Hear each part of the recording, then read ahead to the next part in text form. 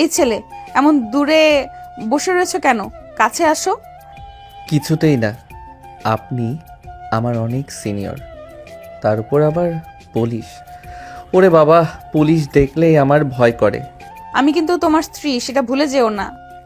মানব না আমি।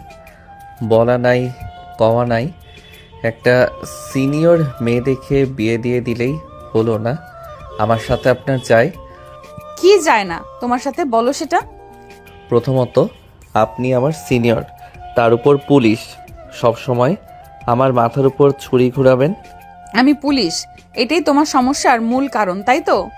জি, আমি পিচ্চি ছেলে হয়ে আপনার মতো পুলিশ বউ মানব না।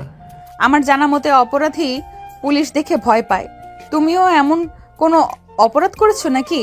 অহনার চোখে যেন কিছু একটা জ্বলে উঠল কথাটা বলার সময়। মনে হলো চোখের মধ্যে আগুন জ্বলজ্বল করছে। আরিয়ান কথাটা শুনে থতমত খেয়ে পড়ল। কি যা তা বলছেন আপনি? আমি কেন অপরাধী হতে যাব? আমার সিনিয়র ভালো লাগে না, তাই বললাম। অন্য কোনো কারণ নাই?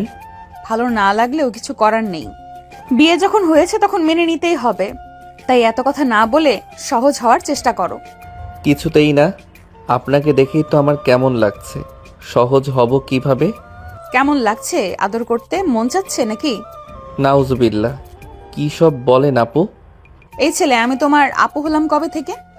সিনিয়রদের সম্মান দিতে হয়, আর আপনি আমার 3 বছরের সিনিয়র, তাই আমি আপনাকে আপু বলেই ডাকবো। বউকে আপু বলার শখ বের করছি, তুমি দাঁড়াও। অহনা আরিয়ানের কাছে গিয়ে তাকে টান দিয়ে নিজের বুকে ফেলল। তারপর আরিয়ান কিছু বুঝে ওঠার আগেই তার ঠোঁট কামড়ে ধরে কিস করতে লাগলো। আরিয়ান হতভম্ব হয়ে গেল। কি হচ্ছে তার সাথে? জীবনের প্রথম কিস, তাও আবার সিনিয়র পুলিশের সাথে। সিসি, কি লজ্জা! আরিয়ান অহনাকে সরানোর চেষ্টা করতে অহনা আরিয়ানের একটা হাত তার কোমরে রাখলো। সাথে সাথে আরিয়ানের শরীরে কারেন্ট বয়ে গেল। অহনা দীর্ঘ 10 মিনিট কিস করে আরিয়ানকে ছেড়ে দিল। ছাড়া পেয়ে আরিয়ান হাঁপাতে হাঁপাতে বলল, আপনি কি রাক্ষসী নাকি? আর একটু হলে আমার ঠোঁট দুটো খেয়ে ফেলতেন। এটা শুধু আমাকে আপু বলার শাস্তি। ফের যদি আপু বলেছো, খবর খারাপ হবে তোমার। এই জন্য সিনিয়র মেয়ে পছন্দ না আমার, তারা শুধু জোর খাটায়। তাই তো? কয়টা সিনিয়র মেয়ে চেনো তুমি? আর কয়জন তোমার সাথে জোর জবরদস্তি করেছে? নাউজুবিল্লাহ, আমি কোনো মেয়ে মানুষের আশেপাশে যাই না। গুড। ভুলেও মেয়ে মানুষের কাছে যাবেন না, না হলে একদম 14 শিকে ভরে দেব। ঘরটা অল্প আলোয় ভরা, বাতাসে যেন কড়া গন্ধ। সিনিয়র বইয়ের দাপটে আরিয়ানের বুক ধকধক করছে। মাথায় একটাই চিন্তা, এ কেমন বউ রে আল্লাহ! আল্লাহ, তুমি দেখো এ কোন রাক্ষসীর সাথে আমার বিয়ে দিলা। একটু পরপর জেলে পাঠানোর ভয় দেখায়। আমার জীবনটা তো শেষ। সিনিয়র, তার উপর পুলিশ, বউ না, জেলে যাবার শর্টকাট পথ। কি ভাবছো এতক্ষণ ধরে?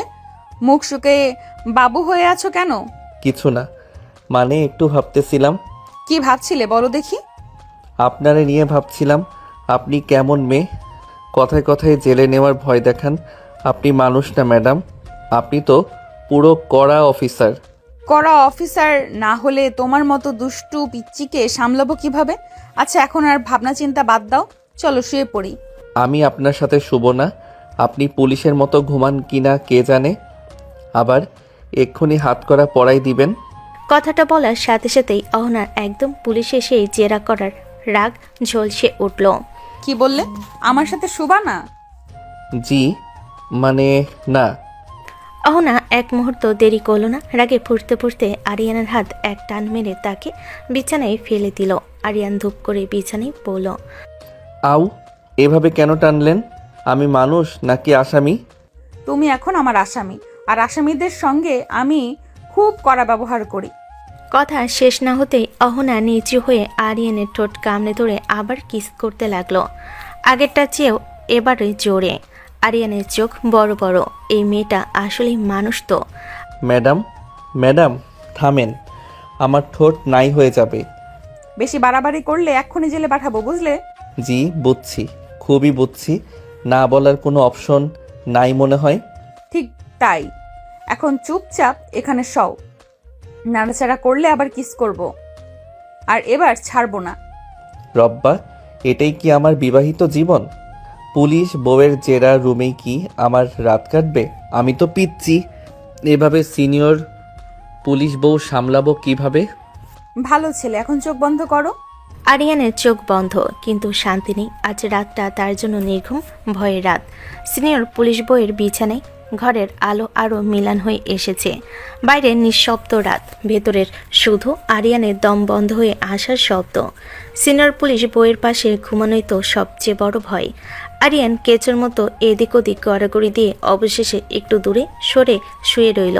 কিন্তু সে ভেবেই দেখেনি অহনা এমন মেয়ে না যে দূরত্ব মানবে। কিছুক্ষণ পরে অহনা আস্তে আস্তে আরিয়ানের দিকে এগিয়ে এলো। কোনো শব্দ নেই। তারপর হঠাৎই এত দূরে কেন শুলে? আর কিছু বলার আগেই অহনা এক ঝটকায় আরিয়ানকে জড়িয়ে ধরল। তার বুকের সাথে আরিয়ানের শরীর আচমকা দম বন্ধ হয়ে এলো। আরিয়ান চমকে উঠে লাফ দিয়ে বসল। আউ, কি করলেন? তার পুরো শরীর বিছানায় কেঁপে উঠল। অহনা প্রচুর বিরক্ত আরিয়ানের কাজে। সে রেগে বলল, কি হলো, লাফাচ্ছ কেন? আমাকে কেউ টাচ করলে আমার ঘুম হয় না, এইভাবে হুট করে ধরে ফেললে ভয় লাগে। ভয় লাগে? তাহলে আরো জোরে ধরে থাকি। না না না, দূরে থাকেন, আল্লাহই ভরসা। অহনা চোখ সরু করে তাকালো। তারপর একটু সময় নিল। সে আবার আরিয়ানের হাত ধরে টান দিয়ে বিছানায় শুয়ে দিল। আরিয়ান চুপচাপ অসহায়ের মতো শুয়ে পড়ল। অহনা তার বুকের দিকে মুখ গুজে জড়িয়ে ধরে বলে, চুপ করে শুয়ে থাকো। ঘুম না আসলে সমস্যা নেই, আমি এভাবেই ঘুমাবো। ম্যাডাম, এইভাবে মানে এভাবে ঘুমান নাকি সব সময়? আমার জামাইকে এভাবে জড়িয়ে ধরেই ঘুমাবো। আমি স্বামী নাকি আসামি বুঝতেছি না। আসামি হলে ভালো হতো, তাহলে হ্যান্ডক্রাফট লাগিয়ে এক জায়গায় বেঁধে রাখতাম, পালাতে পারতে না। আরিয়ান থরথর করে কাঁপতে লাগলো, কিন্তু নড়ার সাহস নেই। অনার বাহু তাকে শক্ত করে জড়িয়ে ধরে রেখেছে। ঘুমাও এখন, নইলে আবার কিস করে ঘুম পাড়াতে হবে। না না, ঠিক আছে, ঘুমাইতেছি। ভয়, লজ্জা আর সিনিয়র পুলিশ বইয়ের জোরে সব মিলে আরিয়ানের ঘুম না হলেও চোখ বন্ধ করা ছাড়া আর উপায় নেই। অহনার বাহুর ভেতর বন্দী হয়ে তার রাত শুরু হলো। ভয় আর উষ্ণতার মিশলে এক অদ্ভুত রাত। রাতটা আরিয়ানের জন্য শেষ না হওয়া আতঙ্ক আর অদ্ভুত এক শিহরণে ভরা। অহনা ঘুমিয়ে পড়েছে বুকের সাথে আরিয়ানকে জড়িয়ে ধরে। নিঃশ্বাসগুলো নিয়মিত আসছে, শরীরটা উষ্ণ, কিন্তু আরিয়ান, তার চোখ দুটো থালার মতো বড়। ঘুমের নাম গন্ধ নেই। এই মেয়েটা এত কাছে কেন? আমি ছেলে মানুষ, এভাবে কেউ আস্তে আস্তে আমার ঘাড়ে নিঃশ্বাস ফেললে কি ঘুম আসবে? আল্লাহ, সিনিয়র পুলিশ না হয়ে যদি সাধারণ মেয়ে হতো। ওফ, শরীর শিরশির করছে কেন? সে নড়তে চায়, তবুও নড়তে পারছে না। অহনার হাত তার গলায় পেঁচানো, পায়ের স্পর্শ পায়ে লেগে আছে। আরিয়ান পুরো রাত জেগেই কাটালো। মাথা গরম, বুকে ধুকপুকানি, শরীরে কেমন অদ্ভুত নেশা নেশা গরম অনুভূতি। পরের সকালে ঘুম ভাঙতেই আরিয়ান চোখ মেলে তাকালো। প্রথমে নিজের হাত পা দেখে, বেঁচে আছি তো। তারপর যখন উঠল, সামনে যা দেখলো তাতে তার নিঃশ্বাস কেঁপে উঠল। অহনা রুমের মাঝে দাঁড়িয়ে টাইট ট্রাক প্যান্ট আর গেঞ্জি পরে ব্যায়াম করছে। লম্বা চুলগুলো উঁচু করে বাঁধা, বুক ওঠানামা করছে দ্রুত রিদমে, ঘাম চিকচিক করছে কপালে। আরিয়ান তাকিয়ে ভাবতে লাগলো, আল্লাহ, এ আবার কোন ভার্সন? রাতের রাক্ষসী সকালবেলা এমন? তার শরীরে আবার সেই শিরশিরি অনুভূতি ছড়িয়ে গেল। আরিয়ান একদম হিপনোটাইজড হয়ে তাকিয়ে আছে, চোখ সরাতে পারছে না। অহনার শরীরের প্রতিটি মুভমেন্ট যেন তার মাথায় ঝড় তুলছে। হঠাৎই অহনা ব্যায়াম থামিয়ে তার দিকে তাকালো। এইভাবে তাকিয়ে না থেকে যদি কিছু করতে মন চায়, করে ফেলো। কথাটা এমনভাবে বলল যেন আরিয়ানের বুক এক লাফে উল্টে গেল। না মানে কি বলেন এসব? মুখটা পুরো টমেটোর মতো লাল। আরিয়ান মুখ চেপে ধরল, চোখ নামিয়ে দ্রুত পায়ে দৌড়ে ওয়াশরুমে ঢুকে দরজা বন্ধ করে দিল। ইয়া আল্লাহ, এই মেয়ে আমার সর্বনাশ করে ছাড়বে। সকাল সকালও এমন কথা কয় কেন? আমি তো পিচ্ছি। ঢুকে গেল? আচ্ছা, ধীরে ধরবো, পালিয়ে লাভ নেই। ওয়াশরুমের ভেতর আরিয়ান ঠান্ডা পানি দিয়ে মুখ ধুচ্ছে, আর বাইরে অহনা সেই অদ্ভুত তৃপ্তির হাসি। আজকের সকালটা তার জন্য নতুন খেলা নিয়ে এসেছে। ওয়াশরুমে ঠান্ডা পানি দিয়ে মুখ কোনো রকমে ঠান্ডা করে মাথা ঠান্ডা করে নিয়েছিল আরিয়ান, কিন্তু সে জানতো না নিচে নামলে তার সকালটা আবার কাহিনী বদলে যাবে। কয়েক মিনিট পরেই উপর থেকে টুপটাপ পায়ের আওয়াজ। আরিয়ান নিচে দাঁড়িয়েছিল, খালি মনে মনে দোয়া পড়ছিল। আল্লাহ সকালে ব্যায়াম করে বাড়ি ঘুরিয়ে দিল, এখন আর কি বাকি, শান্তিতে একটু থাকার সুযোগ দাও। ঠিক তখনই সে তাকিয়ে দেখল সিঁড়িতে অহনা নামছে। লাল কালো মিশ্র একটি শাড়ি, কানে দুলে হালকা ঝনঝন, কোমরে ভাঁজে শাড়ির আঁচল নেমে আছে, চুল খোলা, মুখে হালকা লিপ গ্লোস। আরিয়ান থেমে গেল, নিঃশ্বাস বন্ধ হয়ে এলো। এই পুলিশ ম্যাডাম এমনও রূপ দেখাতে পারে? ইয়া রাব, এই মেয়ে এক এক সময় এক এক রূপে আসে কেন? আমাকে শেষ করে ফেলতেই চাইছে। আমি কিভাবে বাঁচবো এর হাত থেকে? আল্লাহ বাঁচাও। অহনা সিঁড়ি দিয়ে নামতে নিচে বসা সবাই তাকালো। আরিয়ানের ভাবি সবার আগে উঠে দাঁড়িয়ে বিস্ময়ে বলল, এই যে, বাহ, তোমাকে তো দারুণ সুন্দর লাগছে অহনা। আমি তো ভেবেছিলাম তুমি শাড়ি পরতেই জানো না, সারাদিন পুলিশের পোশাক পরে থাকো বলে ভেবেছিলাম। আমি সব পারি ভাবি, শাড়িও পরতে পারি, রান্নাও করতে পারি, আর চাইলে আসামি ধরে পেটাতেও পারি। শেষ লাইনটা বলতে সবাই হা হা করে হেসে উঠল, কিন্তু একজন হাসল না, আরিয়ান। সে চোখ বড় বড় করে তাকিয়ে রইল। এই মেয়েকে দেখে হাসা যায়? একটু পরেই পিটাইয়া সোজা থানায় পাঠাতে পারে। আল্লাহ, আমার জীবনটা এক পুলিশি ঝড়ে পড়ে গেল। কি হলো আরিয়ান, দাঁড়িয়ে দাঁড়িয়ে নাটক দেখছো? না, আমি তো মানে কিছুই না। আস্তে আস্তে সে চোখ নামিয়ে ফেল, কারণ অহনার শাড়ির রূপে তার বুকের ভেতরটা আবার অদ্ভুতভাবে ঢং ঢং করতে শুরু করেছে। এই পুলিশ ম্যাডাম সত্যি তাকে একদিন পাগল বানাবে। সবাই বসে আছে টেবিলের চারপাশে, গরম ভাত, ডাল, সবজি, মাংস। বাসায় আজ যেন ছোটখাটো উৎসবের আমেজ। আরিয়ান টেবিলের এক কোণে চুপচাপ বসে আছে, যেন নিজের বিয়ে না, সামনে কোনো জব্দকৃত আসামির মতো বসে আছে। ঠিক তখনই আরিয়ানের মা এসে বলে, অহনা মা, আমি তো এই ছেলেটাকেই নিয়ে চিন্তায় ছিলাম সব সময়, পড়াশোনার থেকেও ঝিমায় বেশি আর একটু বাচ্চা বাচ্চা, তাই তোকে নিয়ে এসেছি মা, আমার এই ছেলেটাকে মানুষ করার জন্য। আরিয়ান খেতে খেতে থেমে গেল, চামচটা মাছ আকাশে। নিজের মাঝে এমন বিশ্বাস নিয়ে কথা বলছে, সেটা শুনে চোখ বড় হয়ে গেল। আবার শুরু হইল, আমাকে সবাই মিলে ধরবে এখন। চিন্তা করবেন না মা, একদম সোজা করে দিব। ওর জীবনটাই এমন ভাবে বদলে দিব, আপনাদের কেউ কল্পনাও করতে পারবেন না। টেবিলে সবাই হো হো করে হেসে উঠল, কিন্তু আরিয়ানের মুখ নিথর। সে মনে মনে শুধু বলল, ইয়া আল্লাহ, আমার লাইফ আসলেই ব্লাস্ট হতে যাচ্ছে।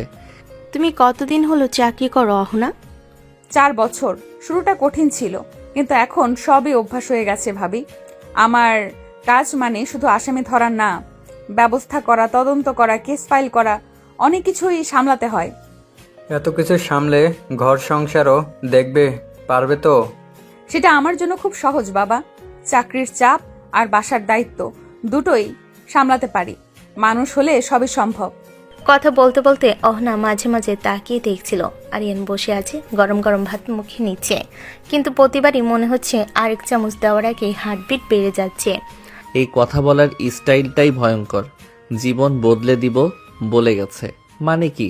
আমাকে তো পুরো পাল্টাইয়া ফেলবে না তো? ওরে নাড়াচাড়া না করলে কিছুই শিখবে না। তাই অহনা, তুমি আমাদের বাসায় শান্তি আনবে। শান্তি তো আনবই ভাবি, তার সাথে একটু শাসনও থাকবে।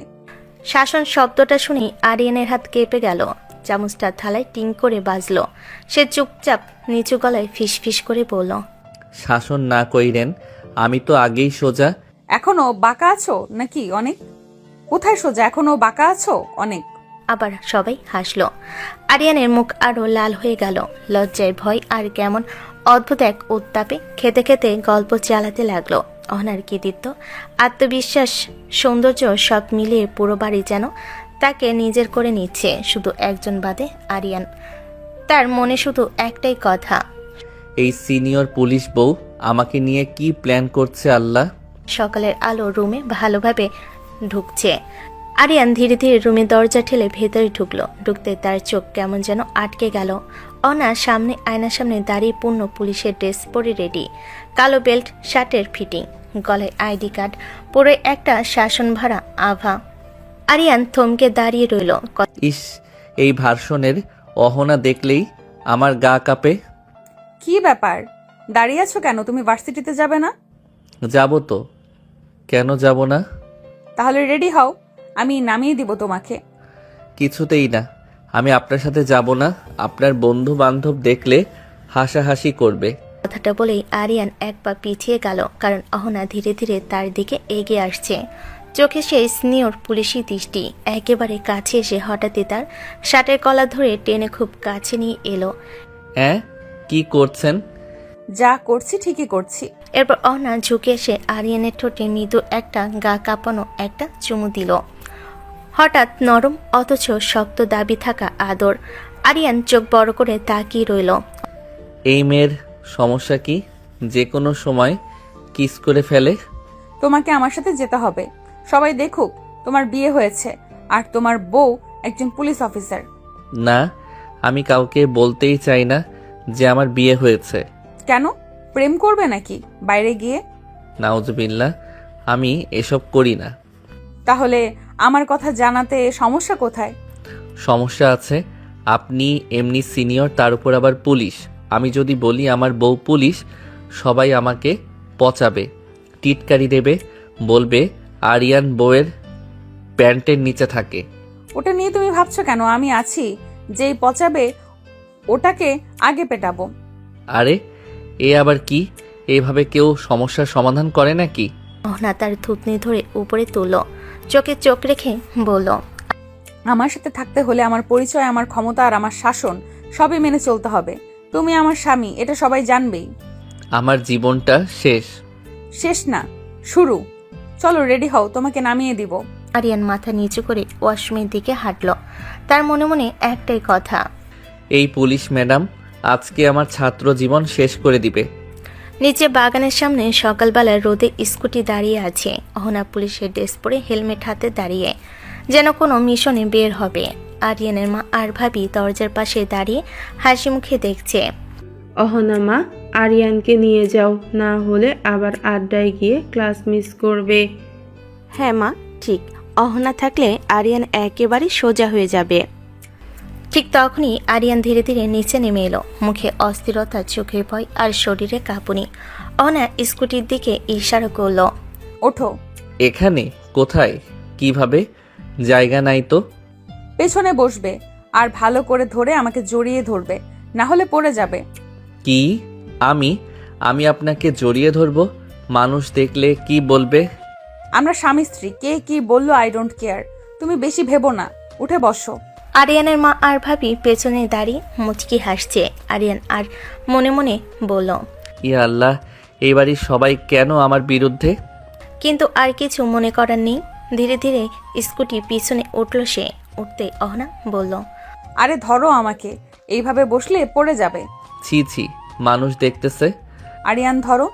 বাধ্য হয়ে আরিয়ান দুহাত দিয়ে অহনার কোমর ধরে ফেলল। ধরতে তার শরীর শিউরে উঠল, মনে হলো বুকের ভেতর কেমন একটা নেশা পেয়ে বসেছে। ব্যাস ঠিক আছে, এভাবেই চুপ থেকো।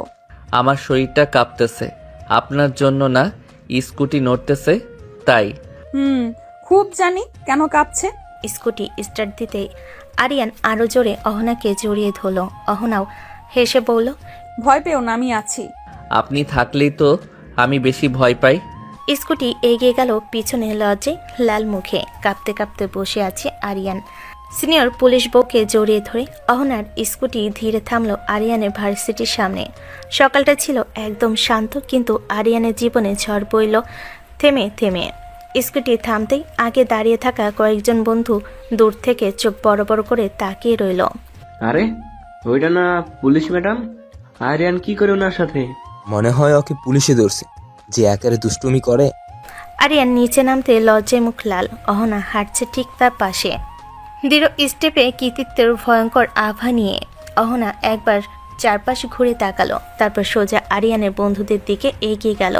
শোনো তোমরা, আমি অহনা, আরিয়ানের স্ত্রী। বন্ধুরা সবাই হাঁ করে থতমত খেয়ে গেল। পায়ের পাতার মাটি সরে যাওয়ার মতো চেহারা। আরিয়ান যেন এখানে কোনো দুষ্টুমি না করে।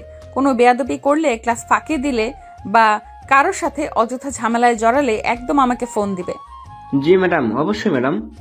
আরিয়ানের গলা শুকিয়ে গেল। সে চুপচাপ দাঁড়িয়ে আছে, যেন পৃথিবীর থেকে উদা হয়ে যেতে চায়। হঠাৎই অহনা তার দিকে ফিরে এলো, চোখে ভয়ানক রোমান্টিক এক দুষ্টু ঝিলিক। আরিয়ান বুঝে ওঠার আগেই যাও সোনা, ক্লাস করো। আমি আমি ডিউটিতে যাই। এই বলে সে আরিয়ানের দুগাল টেনে চাপ দিয়ে আদর করলো। ভার্সিটি গেটের সামনে মানুষজন, বন্ধুরা, সিনিয়র জুনিয়র সবার সামনে আরিয়ানের মুখ মুহূর্তেই টমেটো লাল। আহ, না, মানুষ দেখতেছে, প্লিজ। দেখুক আমার স্বামীকে আদর করি, এতে লজ্জার কি আছে? ডিউটিতে যাই সোনা, ভালো করে ক্লাস করো। আর দুষ্টুমি করলে তোমার বন্ধুদের কাছ থেকে খবর পেয়ে তোমাকেই ডিউটির পর নিয়ে শাসন করব। বলে স্কুটি চালিয়ে চলে গেল। ধুলো উড়ে গেল। গেটের সামনে সবাই নিস্তব্ধ। বন্ধুরা ধীরে ধীরে আরিয়ানের দিকে ফিরল। দোস্ত, তুই নিশ্চিত বিয়ে করছিস? মনে হচ্ছে গালে টান দিছে পুরো বীরের সামনে। আপুটা তো একদম ভয়ঙ্কর সুন্দর। চুপ করো সবাই, প্লিজ। একটা কথা বললে রাগ করবো। আজকে ক্লাসের চেয়েও বেশি টেনশন দিছে আমার এই পুলিশ বউ। ভার্সিটির গেটের সামনে দাঁড়িয়ে আরিয়ান তখনও লজ্জায় পুড়ে মরার মতো চেহারা নিয়ে দাঁড়িয়ে। বন্ধুরা এক একজন এগিয়ে এসে কুনি দিয়ে গুঁতা দিচ্ছে। কিরে ভাই, মুখটা এমন শুকায় গেছে কেন? কিছু বলছিস না কেন? কি আর বলবো রে ভাই, দুঃখের কথা। বাড়ি থেকে জোর কইরা বিয়ে দিছে, তাও আবার এমন দজ্জাল পুলিশের সাথে। আচ্ছা আচ্ছা, দরজাল পুলিশটা তো এখন তোর বউ, জোর করে আদর করছে নাকি? হ্যাঁ রে ভাই, শুধু কি আদর আদর, শাসন, হুমকি সবই করতেছে। এক রাতেই জীবনটা তেনা তেনা। আমারে তো নাকে দড়ি দিয়া ঘুরাইতেছে পুরা। ভাই, এবার তুই সোজা হয়ে যাবি, আর দুষ্টামি নাই। একদম ভালো বাচ্চা। দুষ্টুমি না করলে তো ভাই আমি শুকায়া মরি যাবো। আমার দুষ্টুমি ছাড়া জীবন চলে? ভাই, তোর বউ এমন দুষ্টামি করলে তোকে একদম জেলে ভরে দিবে। এইটা তো প্রবলেম রে ভাই। আমার বউ পুলিশ, কেউ না দেখলেও ও নিজে আমারে ধরে নিয়ে যাবে। এমন ভয়ঙ্কর রোমান্টিক পুলিশ বউর সাথে কেমনে টিকবো আমি? আরিয়ান ক্লাসরুমে দরজা ঠেলে ঢুকতেই তার বন্ধুরা তাকে এক নজর দেখে নিয়ে ফিসফিস করে কাঁধে কাঁধ মিলিয়ে হেসে উঠল। দেখিস তো ভাই, আরিয়ান আজকে পুরোটা পুলিশ ম্যাডামের সাথে ঘোরাফেরা করলো। বউ তো নয়, যেন বস। কিরে ভাই, মতো লজ্জা পাইলি নাকি? সবার সামনে গাল টেনে আদর করে দিল। আরিয়ান লাল হয়ে গেল, গলা শুকিয়ে চোখে আগুন, মাথা নিচু করে বসে রইল। ভাই, এমনিতেই আমার জীবন শেষ, তোরা আবার ফাইজলামি করিস না আমার সাথে। ভাই, এই বয়সেই বিয়ের মজা পাইতেছিস? তোর খুশি হওয়ার কথা।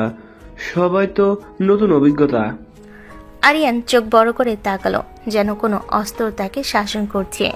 সে মুখটা একদম করুণ করে বলল, কি যে বলিস রে ভাই, এমন বিয়ে করার থেকে সারা জীবন সিঙ্গেল থাকা ভালো। বন্ধুদের হাসি থেমে গেল, কিন্তু ক্লাসের মধ্যে কৌতূহল বেড়ে চলেছে। আরিয়ান চুপচাপ নিজের ডেস্কে বসে মনে মনে ভেবে চলেছে।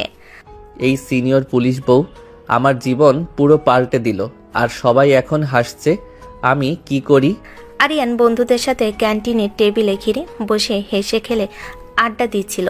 প্লেটে স্যান্ডউইচ তা আর হালকা ভেজিটেবল, কিন্তু তার মন একদম অন্যদিকে। ঠিক তখনই ফোনে রিংটন, ক্যান্টিনের শব্দ ঢেকে গেল। আরিয়ান হালকা করে অবাক হয়ে ফোন বের করলো। হ্যালো, কে? আমি তোমার বউ সোনা। আরিয়ান থতমত খেয়ে একদম চুপ। প্লেটে রাখা স্যান্ডউইচটা পর্যন্ত হাত থেকে পড়ে যাওয়ার উপক্রম। আপনি কল করেছেন কেন এখন আবার? তুমি কি করছো সোনা? কেমন করে কথা বলছেন আপনি? কেন সোনা, লজ্জা পাচ্ছ? বউকে ভয় লাগে নাকি? ফোন রাখুন তো প্লিজ। ঠিক আছে, এখন রাখছি, কিন্তু মনে রেখো রাতের মজা দেখাবো তোমাকে। আরিয়ান থমকে গেল। হ্যাপি হওয়ার পরিবর্তে চোখ বড় বড় হয়ে গেল, মুখ গরম লজ্জায় জ্বলছে। রাতের মজা? এই পুলিশ ম্যাডাম কি করবার পরিকল্পনা করছে আমার জন্য? ক্যান্টিনের মধ্যে বন্ধুদের দিকে তাকালো। তারা সবাই হাসি ধরে রাখতে পারছে না, আর আরিয়ান একদম লাল হয়ে মনে মনে বলল, আল্লাহ, এই সিনিয়র পুলিশ বউ আমার জীবন পুরো কাঁপিয়ে দিচ্ছে।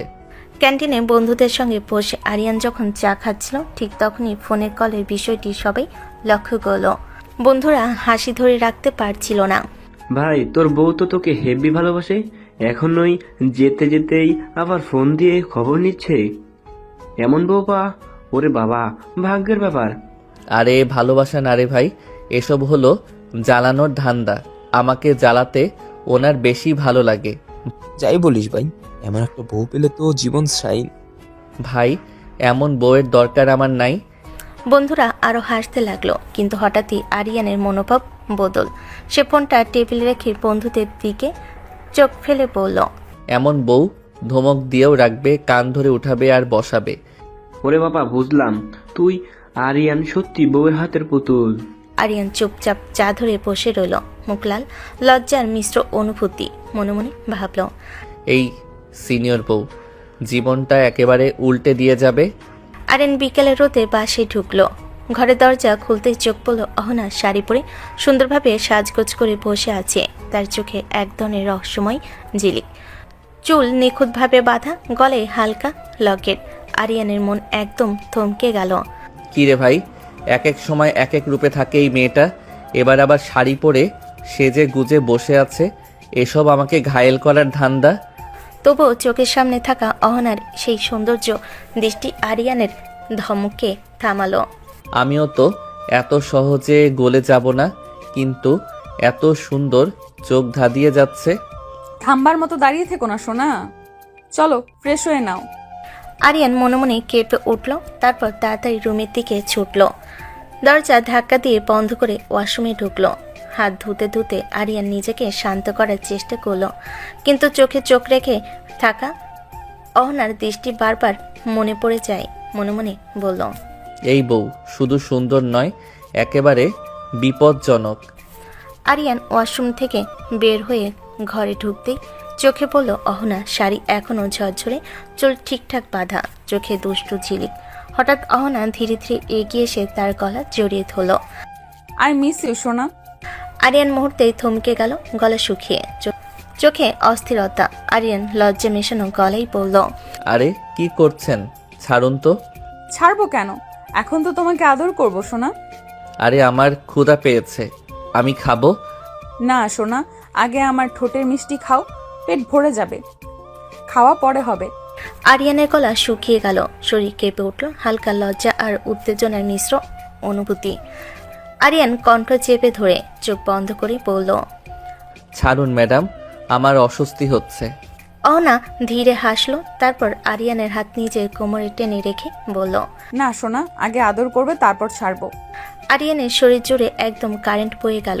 চেষ্টা করলো সরে যেতে, কিন্তু অহনার কোমর ধরে রাখার শক্তি তাকে বাধ্য করলো স্থির থাকতে। ম্যাডাম সত্যি ছাড়ুন তো। না সোনা, এখন থেকে রাত পর্যন্ত আমার আদরই হবে তোমার ডিনার। আরিয়ান চুপচাপ, লজ্জা আর উত্তেজনায় মুখ লাল হয়ে বসে রইল। মনে মনে ভাবল, এই বউ আমার জীবন পুরো উল্টে দিয়েছে, আর আমি কোনো পথ খুঁজে পাচ্ছি না। আরিয়ান এখনো লজ্জায় মুখ লাল, কিন্তু অহনার কোমল চাপ আর চোখে দুষ্টু ঝিলিকের সামনে একদম আটকে গেল। কি হলো সোনা, আদর করো তো। আমি পারবো না, সরতে দিন। আরিয়ানের মন ভিতর থেকে উল্টে পাল্টে যাচ্ছে। এক মুহূর্ত দাঁড়িয়ে থেকেও সেও বাধ্য হয়ে অহনার দিকে এগুতে লাগলো। চোখ ফুটিয়ে বন্ধ করলো অহনা। ঠিক আছে, শুধু চুমু দিব। আরিয়ান আস্তে আস্তে অহনার ঠোঁটে 2-3টা হালকা চুমু দিল, কিন্তু নেশা যেন বেড়ে গেল হঠাৎ। তার হাত বাড়িয়ে স্বাভাবিকভাবে অহনাকে আরো কাছে টানলো। তাহলে আমিও সরতে পারবো না সোনা, তোমাকে আমি আমার দেওয়ানা বানাবো আরিয়ান, তুমি আমাকে ছাড়া কিছুই বুঝবে না।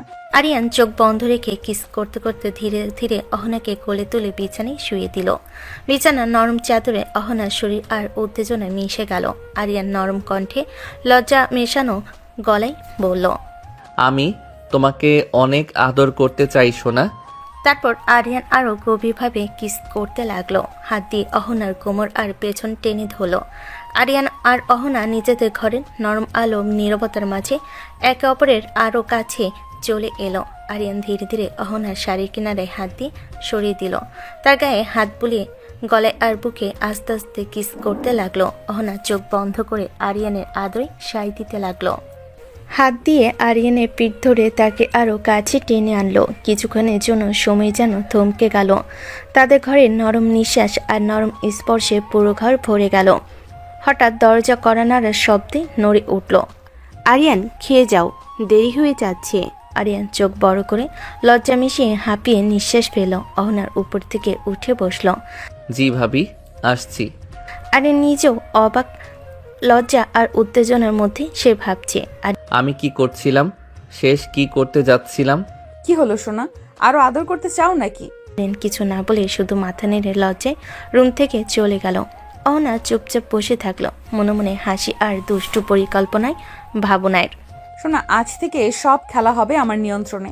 মনে মনে হাসি আর দুষ্ট পরিকল্পনার ভাবনায় আরিয়ান নিচে নেমে আসে। ভাবির সামনে মুখ নিচু, লজ্জা এখনো কানে গরম হয়ে আছে। চুপচাপ প্লেটে ভাত তুলে খেতে থাকে, মনটা তবে অন্য জায়গায়, অহনার কাছে। তারপর খাবার শেষে ধীর পায়ে আবার উপরে উঠে যায়। ঘরের দরজার কাছে যেতে সে শুনতে পায় অহনার গলা, কিন্তু গলাটা সে নরম আদুরে না, বরং কেমন যেন কঠিন ধারালো। তোমরা কি ভাবছো সে শাস্তি পাবে না? তার ভুল কেউ ভুলবে না।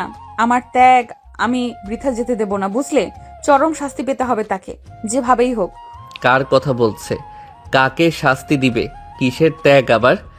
আরিয়ান ভুরু কুচকে চুপচাপ দরজার কাছে দাঁড়ায়। তার ছায়া পড়ে অহনার গায়ে। অহনা ঘুরে তাকাতেই চোখে যেন আগুনে ছিলি, কিন্তু পরের মুহূর্তে সে ফোন কেটে দিল। কার সাথে কথা বলছিলেন? অফিসে। তুমি তোমার কাজ করো। ওই গলায় এমন একটা ঠান্ডা শক্তি ছিল, যেন সেখানে কোনো গোপন যুদ্ধ চলছে। আরিয়ান কিছু বলল না, বিছানায় গিয়ে ধীরে শুয়ে পড়ল।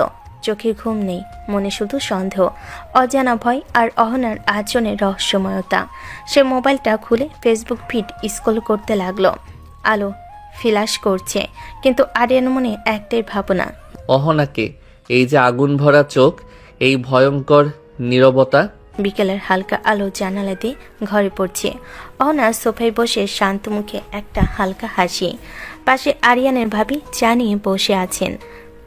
দুজনেই গল্প করছিল ঠিকই, কিন্তু কথার মোড় একসময় অদ্ভুত গা ছমছমের দিকে চলে গেল।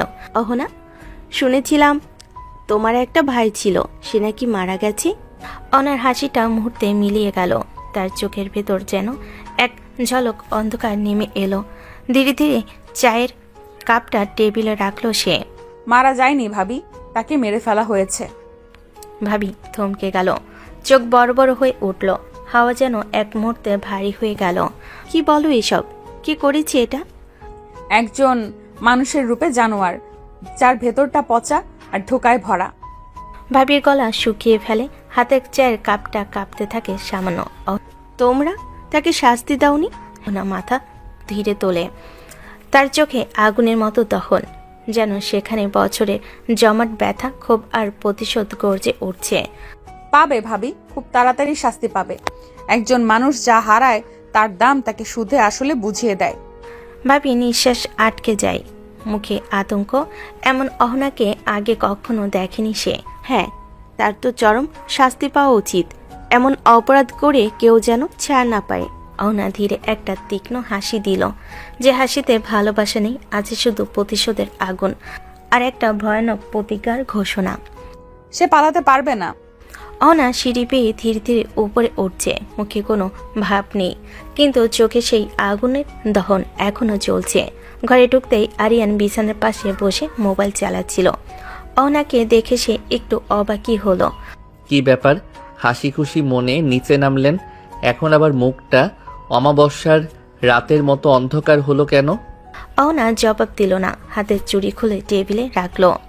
শাড়ির আঁচল ঠিক করলো, সবটাই নিঃশব্দে। আরিয়ান হালকা ভুরু তুলে তাকালো। এই চুপচাপ থাকা মানে কিছু একটা গন্ডগোল হয়েছে। সে ভালো করে জানে অহনা এমন হয় যখন ভেতরে ভীষণ রাগ জমে। আচ্ছা, কিছু কি হয়েছে? অহনা একবারও তাকালো না তার দিকে, যেন তার ভেতরে ঝড় তোলপাড় করছে, কিন্তু মুখে এক ফোঁটা শব্দ নেই। এমন অভিব্যক্তি দেখে আরিয়ান একদম থেমে গেল। আর সে বুঝলো এই অবস্থায় অহনাকে একটু বিরক্ত করা মানে নিজের সর্বনাশ ডেকে আনা। বাবা, এই মেয়ে আবার কোন কারণে রেগে গেল? চুপ থাকাই ভালো, নইলে ধমক খাবো। সে মোবাইল পাশে রেখে শান্তভাবে বিছানায় বসলো। অহনার দিকে তাকিয়ে আর কিছু বলল না। ঘরের ভেতর নিস্তব্ধ নীরবতা নেমে এলো। একপাশে আরিয়ানের আতঙ্ক, অন্য পাশে অহনার চোখে প্রতিশোধের আগুন।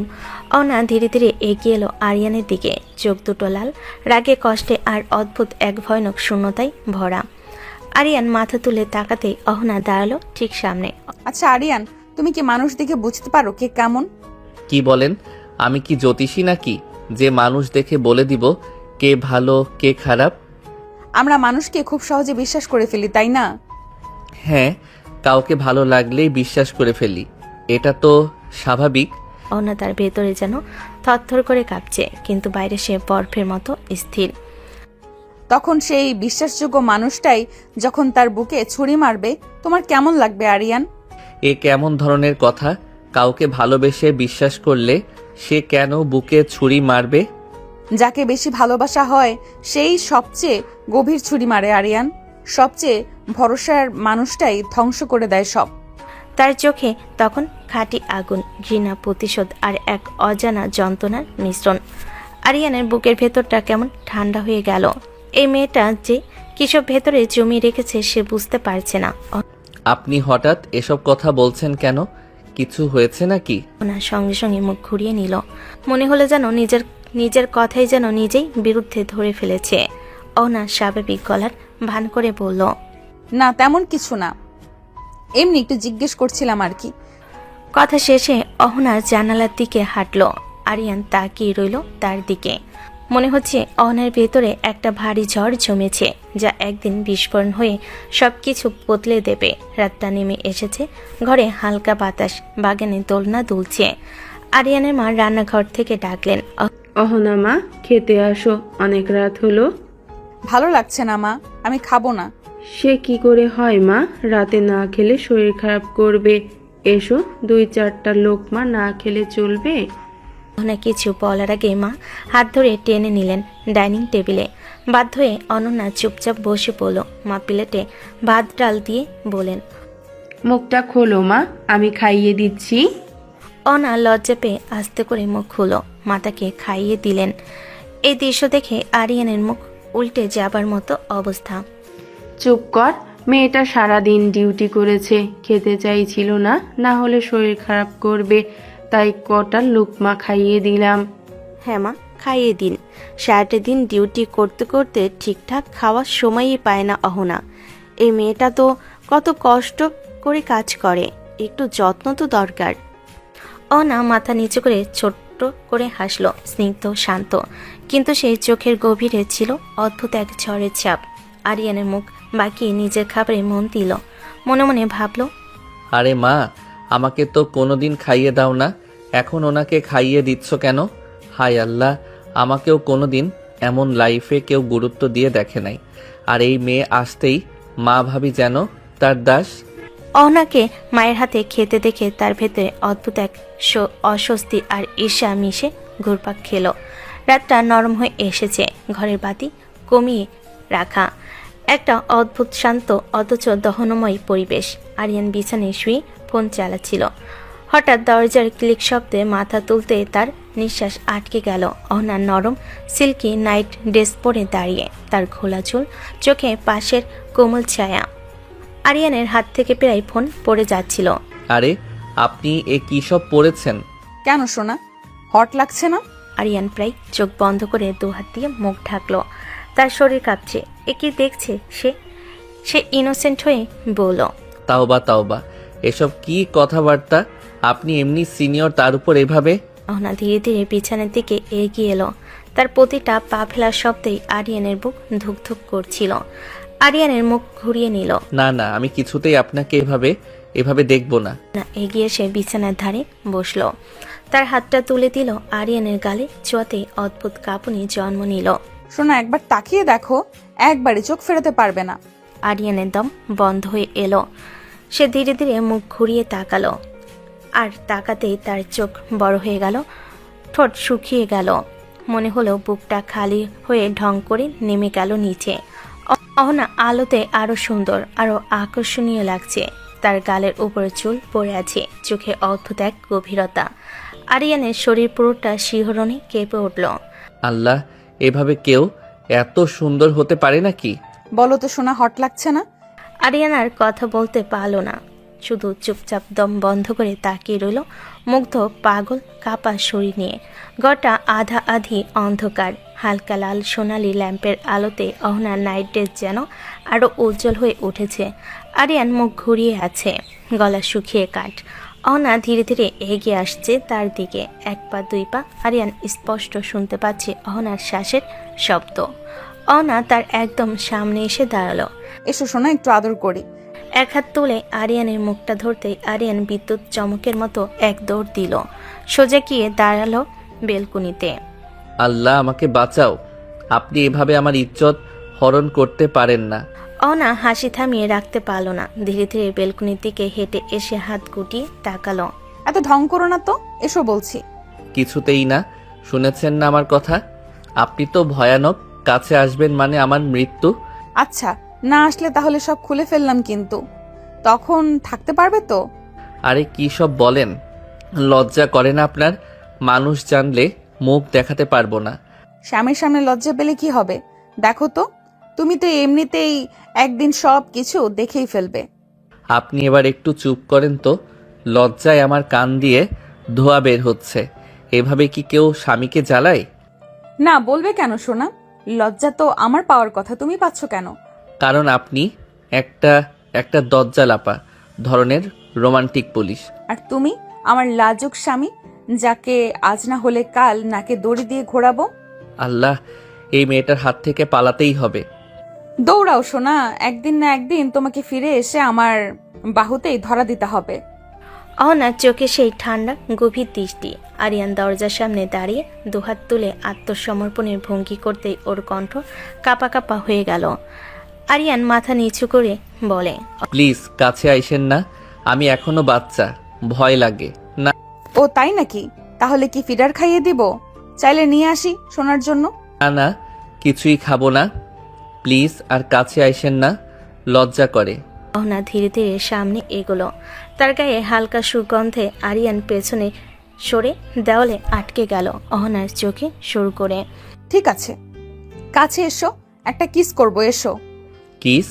এখন না, মানে আমি যদি এখনই না আসো তাহলে কিন্তু সব কিছুই করব, আটকাতে পারবে না আরিয়ান খান। আরিয়ান ঢোক গিল, কান লাল হয়ে গেল। 2 সেকেন্ড পরেই খুব আস্তে করে এগিয়ে এলো। আরিয়ান তোতলাতে তোতলাতে। ঠিক আছে, কিন্তু একটুখানি, খুব সামান্য।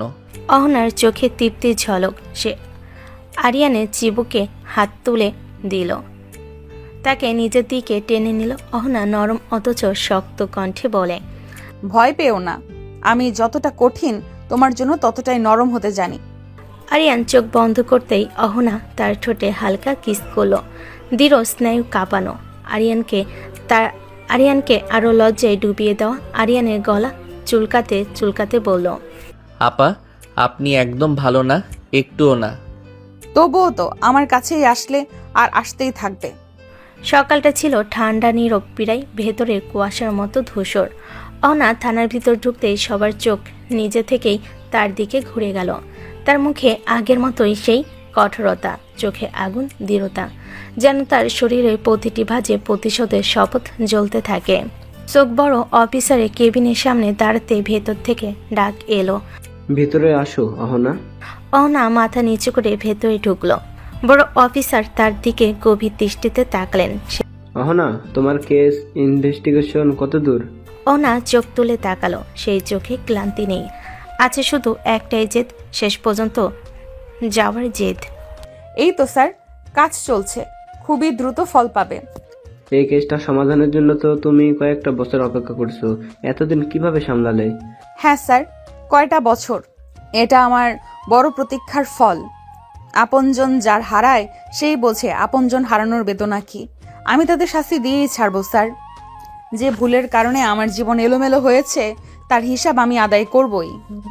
বড় অফিসার তার দিকে গভীর দৃষ্টিতে তাকলেন। সে চোখে সন্দেহ নেই, আস্থা।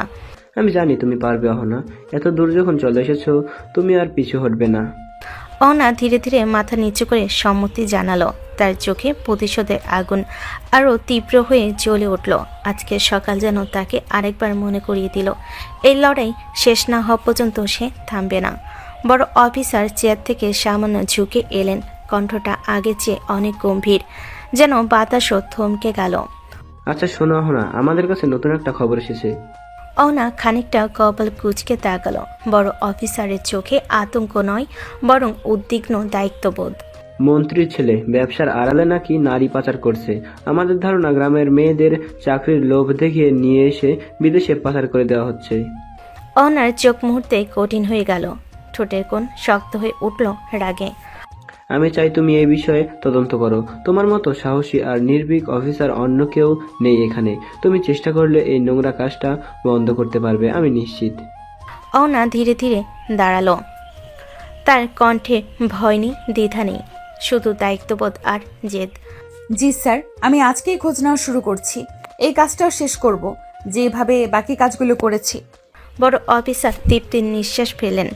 ঠিক লোককেই দায়িত্ব দিয়েছেন, সেটা আবার নিশ্চিত হলেন। কেবিন থেকে বের হয়ে অহনা তার নিজের ডেস্কে গিয়ে বসল।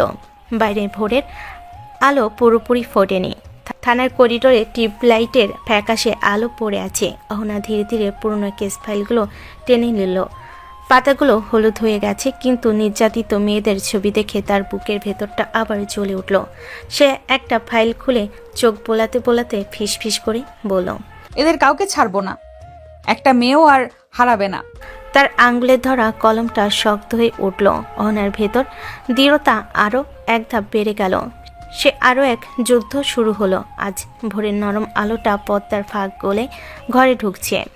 আরিয়ান আধঘুম চোখে হাত পা ছুটতে ছুটতে ডান পাশে হাত বাড়ালো, কিন্তু পাশে কেউ নেই। বিছানার চাদর ঠান্ডা। সে হঠাৎ চোখ মেলে উঠে বসলো। অহনা কোথায় গেল এত সকালে? পুরো ঘর নিঃশব্দ। আরিয়ান ঘুম যেন পায়ে এগুতেই চোখে পড়ল টেবিলে সুন্দর করে ভাঁজ করা একটা চিঠি। হৃৎপিণ্ডটা কেমন ধপধপ করতে লাগলো। চিঠিটা হাতে তুলে খুলল। ভিতরে অহনার মোটা হাতে লেখা, আরিয়ান, আজ ভোর 5টা থেকে আমার কাজ শুরু। আমি বের হয়ে যাচ্ছি, আমাকে খুঁজতে আসবে না। ডিউটি শেষ হলে নিজেই ফিরে আসবো। অহনা। আরিয়ান গভীর নিঃশ্বাস নিয়ে চিঠিটা ভাঁজ করল। মুখটা কেমন গম্ভীর, আবার শিশুদের মতো অভিমানীয়। তারপর নিজের মনে গজগজ করতে শুরু করলো। আপনাকে খুঁজতে আমার বইয়েই গেছে। আপনি না থাকলে আমি বরং শান্তিতে থাকি। সারাক্ষণ ভয় পাই না, কাঁপতে হয় না, লজ্জায় মরতে হয় না। সে চিঠিটা বালিশের পাশে রেখে বসে থাকলো কিছুক্ষণ। চোখে মুখে শুধু অভিমান, কিন্তু সেই অভিমানের নিচে যে চিন্তা, সেটা লুকাতে পারল না। যাই বলেন, এভাবে কেউ না বলে চলে গেলে আমার ভালোই লাগে না। তারপর মাথা ঝাঁকিয়ে উঠে পড়ল অভিমানী স্বামী। তবুও মনের গভীরে অহনার ফেরার অপেক্ষা রয়ে গেল। ক্যাম্পাসের মধ্যে রোদটা নরম হয়ে পড়েছে। আরিয়ান ব্যাগ কাঁধে ঝুলিয়ে চুপচাপ হাঁটছিল। মুখটা কেমন গম্ভীর, চোখে ঘুম, অভিমান আর চাপা টেনশন। ওকে দেখে বন্ধুরা ছুটে এলো। কিরে ভাই, মুখ এমন শুকায় কেন? বউ আদর করে নাই নাকি সকালে? আরিয়ান হাঁটা থামিয়ে একদম থমকে গেল। চোখ বড় বড় করে তাকালো রিফাতের দিকে। এটা কি ধরনের কথা? তোদের মুখে এসব মানায়? ওহো, রেগে যাচ্ছিস কেন? আমরা তো মজা করলাম রে ভাই। স্বামী স্ত্রীর পার্সোনাল বিষয়ে কথা বলিস কেন? এই সব বন্ধ করবি তো? ও বাবা, 2 দিনেই দেখি তুই পুরো পাল্টে গেছিস। বউ পেয়ে এখন আমাদের মনেই রাখিস না। তেমন কিছু না, তোরা জানিসই তো আমি ওনাকে এখনো ঠিক মতো মেনে নেইনি। হা, মেনে নেও নাই? তলে তলে মধু খাচ্ছিস আর বলছিস মেনে নেইনি? আরিয়ান খেই হারিয়ে হক চকিয়ে গেল। তার গাল লাল হয়ে উঠল লজ্জায়। চোখ ঘুরিয়ে চারিদিকে তাকালো, কেউ শুনল কিনা। কি যে বলিস তোরা, মানুষের সামনে লজ্জা লাগে না তোদের? আরে ভাই, বউ সুন্দর, স্মার্ট, সিনিয়র, তুই তো ভাগ্যবান। সে তোকে দেখে হেসে দিলেই তোর গলা কাঁপে, এখন বলছিস মেনে নেইনি? আরিয়ান গম্ভীর থাকার অনেক চেষ্টা করলো, কিন্তু মুখের কোণে একটু লাজুক হাসি টিকেই রইল। আমি সেইভাবে কিছু করি নাই, কিছু হয়নি এখনো। হইবেও, এই হাল দেখে বুঝতেছি রাত জাগা পাখি হয়েছিস। চুপ কর, আর একটা কথা বলবি আমি সত্যিই রাগ করব। আচ্ছা ঠিক আছে, কিন্তু ভাই, বউটা তোকে নিয়ে একটু বেশি সিরিয়াস। এরকম যদি থাকে তোকে আর খুঁজে পাওয়া যাবে না। আরিয়ান চুপ হয়ে গেল। নরম হাওয়ায় ওর চুল উড়ছে। হালকা হাসি, গলে চাপা লজ্জা। সিরিয়াস তো, কিন্তু কেন যেন ওনাকে ছাড়া এখন ভালো লাগে না। আরিয়ানের বন্ধুরা আবার মজা করতে থাকলো আর সে মুচকি হেসে মাথা নিচু করে ক্লাসের দিকে হাঁটতে লাগলো। অভিমানী লাজুক, তবুও ও মনে মনে অহনার দিকেই টান অনুভব করে। ইস, এই ছেলেটা যেন কোথায় দেখছি, মনে হচ্ছে খুব কাছের কেউ। ঠিক সেই মুহূর্তে দরজা ঠেলে অহনা ঢুকলো। হাফ ছেড়ে ছবিটা আরিয়ানের হাত থেকে একটানে কেড়ে নিল। আরিয়ান হক চুকিয়ে গেল। আরে নিলেন কেন? ছবিটা আমার খুব চেনা মনে হচ্ছে, ভালো করে দেখি। দরকার নেই, ও আমার পরিচিত, তোমার চেনার কথা না। আরে বাবা, আমি তো শুধু বললাম ভালো করে দেখে নেই, চিনতে পারি কি না। বলেছি না দেখার দরকার নেই, এত কথা বলো কেন? আপনি এভাবে হুট করে রেগে যাচ্ছেন কেন? আমি কি রাগার মতো কিছু বলেছি নাকি? কারো পার্সোনাল জিনিসে হাত দিতে নেই, এটা শেখানো হয়নি তোমাকে? আমি আপনার কোনো পার্সোনাল জিনিসে হাত দেইনি। আমি তো জামা বের করছিলাম, ছবি নিজেই পড়ে গেছে। ছবি পড়ে গেছে তাই বলে দেখতে হবে? যা পড়ে সেটা হাতেও তুলতে নেই। আর কোনো কথা না বাড়ি ছবিটা আলমারির ভেতর থেকে নিয়ে গিয়ে সোজা ড্রেসিং টেবিলে লুকিয়ে রাখলো। দরজাটা এমনভাবে বন্ধ করলো যেন দাঁত চেপে রাগ গিলে খাচ্ছে। আরিয়ান বিস্ময়ে তাকিয়ে রইল। এত রাগ কেন? সে চুপচাপ দাঁড়িয়ে রইল এক মুহূর্ত, তারপর ধীরে ধীরে শ্বাস ছাড়ল। হঠাৎ এমন রেগে গেলেন কেন? ছবিটাতে কাকে দেখলাম আমি? মনে হচ্ছে বড় কিছু লুকিয়ে আছে, কিন্তু কি? অহনা তখন পিছনে ফিরে দাঁড়িয়ে আছে, চোখের কোণে চাপা ব্যথা, ঠোঁটে দৃঢ়তা, যেন তার ভেতর লুকিয়ে আছে এক গভীর ভয়ঙ্কর অতীতের রহস্য। আরিয়ান নিচে গিয়ে চুপচাপ খেয়ে উঠল। মাথায় এখনো ছবিটা নিয়ে প্রশ্ন ঘুরছে, তবে সে কিছু বলতে চায় না। অহনা যখন রেগে থাকে তখন তার সামনে চুপ থাকাই বুদ্ধিমানের কাজ। খাওয়া শেষে ধীরে ধীরে সিঁড়ি পেয়ে উপরে উঠছিল সে। ঠিক তখনই অহনা দেখল রুমের দরজায় দাঁড়িয়ে আছে, চোখ দুটো কিছুটা শান্ত, তবে মুখে অপরাধবোধ স্পষ্ট।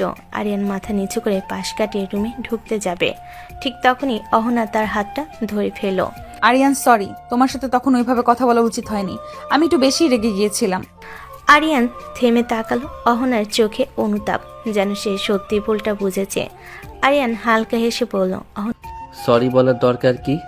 আপনার যেটা মনে হয়েছে আপনি তাই বলেছেন, আমি কিছু মনে করিনি। তবুও কখনো কখনো নিজের রাগকে কন্ট্রোল করতে পারি না, সেজন্যই খারাপ লাগছে। আসলেই তো কারো পার্সোনাল কিছুতে হাত দেওয়া ঠিক না। আপনি রাগ করেননি, ঠিকঠাকই বলেছেন। না কয়েক সেকেন্ড চুপ করে রইল। তার চোখে তখন অদ্ভুত মিশ্র অনুভূতি, অনুশোচনা, লুকানো ভয় আর অজানা এক রহস্যের ছায়া। অহনা আস্তে করে বলল, ধন্যবাদ আরিয়ান, এভাবে বুঝে নেওয়ার জন্য। আরিয়ান তার দিকে তাকে শুধু একবার মৃদু হাসলো, সোজা রুমে ঢুকে গেল। অনা দরজায় দাঁড়িয়ে বুঝল এই ছেলেটা যতটা সরলভাবে নিজেকে দেখায় তার ভেতরে অতটাই সোনার মতো নরম নয়। আর ভেতরে কোথাও একটা ভয় থাকে, তাকে করে করে খাচ্ছিল।